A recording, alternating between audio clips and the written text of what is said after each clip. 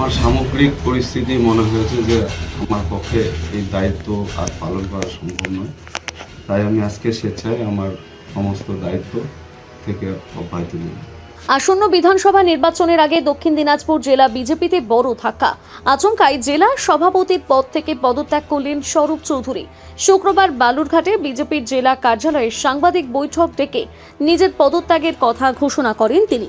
সাংবাদিকদের সামনে তিনি জানান, ব্যক্তিগত কারণে তিনি জেলার সভাপতির পদ থেকে সরে দাঁড়ানোর সিদ্ধান্ত নিয়েছেন। ইতিমধ্যে নিজের পদত্যাগপত্র রাজ্য নেতৃত্বের কাছে পাঠিয়ে দিয়েছেন বলেও জানান তিনি। যদিও ঠিক কী কারণে তিনি এই সিদ্ধান্ত নিলেন সে বিষয়ে বিস্তারিত কিছুই বলতে চাননি স্বরূপ চৌধুরী।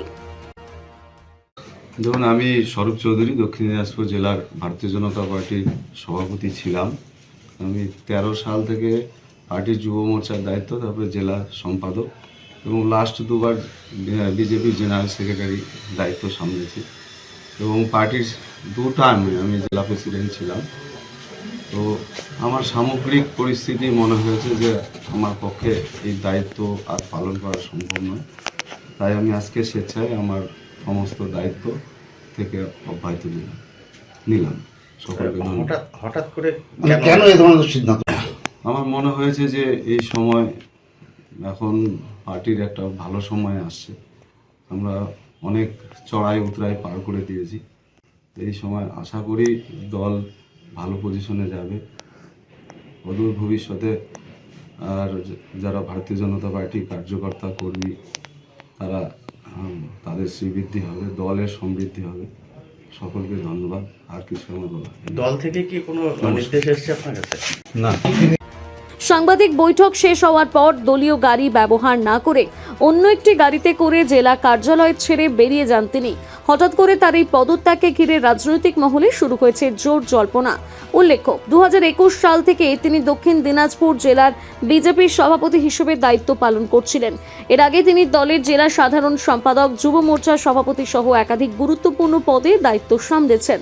2024 সালেও তাকে পুনরায় জেলা সভাপতির দায়িত্ব দেওয়া হয়েছিল, কিন্তু ভোটের আগে তার এই আকস্মিক পদত্যাগে বিজেপির অন্দরে নতুন করে প্রশ্ন উঠতে শুরু করেছে। এদিকে এই ঘটনাকে ঘিরে কটাক্ষ করতে ছাড়েনি শাসক দলও। তৃণমূলের দাবি, বিজেপির অন্দরে গোষ্ঠীদ্বন্দ্ব এবং অসন্তোষই এই পদত্যাগের মূল কারণ।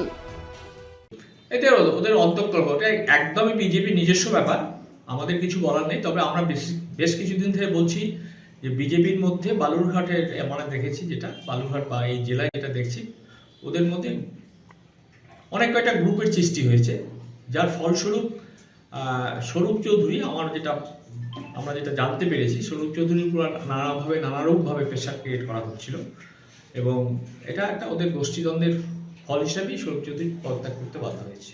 এই ভোটের আগে বিজেপির জেলা সভাপতি পদত্যাগ করতে কোথাও কি অ্যাডভান্টেজ তৃণমূল পাবে মনে করছেন বা কি মনে করছেন? তৃণমূল প্রথম জন্মলগ্ন থেকে আজ পর্যন্ত অ্যাডভান্টেজ পেয়ে আসছে।